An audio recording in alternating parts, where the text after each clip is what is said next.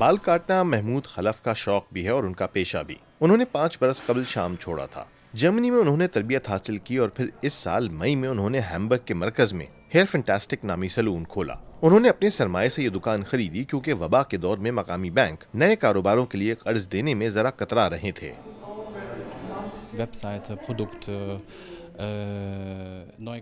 Web site بنوانا، دکان کا ساز و سامان، آن لائن بکنگ، ان سب پر اخراجات آتے ہیں۔ چونکہ بینک مدد نہیں کر رہے، یہ سب مجھے اپنی جیب سے کرنا پڑا، لیکن میں نے کسی موقع پر ہمت نہیں ہاری۔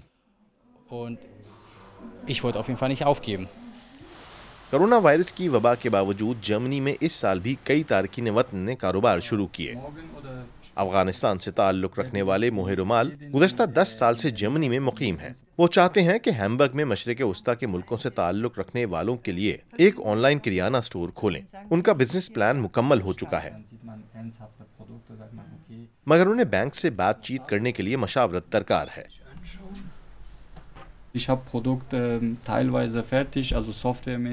میرے پاس سافٹ ویئر تقریباً تیار ہے، کافی کچھ مکمل ہو چکا ہے، لیکن مجھے مارکیٹ میں جگہ چاہیے اور یہ کام ابھی باقی ہے، اس لیے مجھے چند ملازمین درکار ہوں گے۔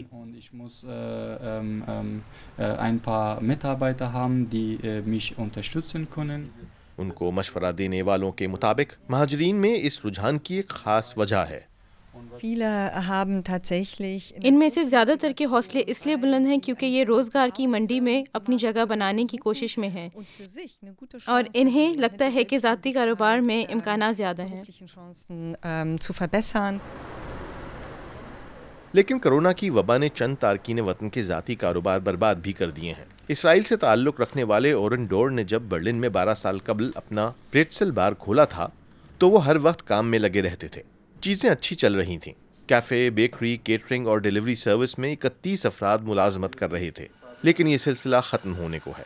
ڈور اپنے اخراجات پورے نہیں کر پا رہے اور انہیں کچھ سروسز میں کٹوتی کرنی پڑے گی۔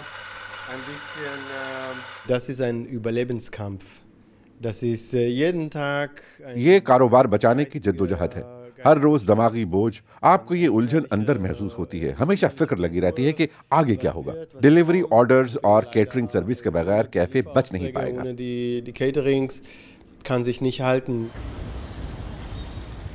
آج کل کئی کاروباروں کو یہی مسائل درپیش ہیں۔ ہیمبرگ میں محمود خلف کے سیلون پر بھی گاہکوں کی تعداد بہت کم ہو گئی ہے۔ تازہ لاک ڈاؤن میں اسے اپنی دکان کے 21 ملازمین کے گھنٹے کم کرنے پڑ گئے، لیکن وہ پر امید ہے کہ صارفین کی مدد سے وہ یہ وقت بھی گزار ہی لے گا۔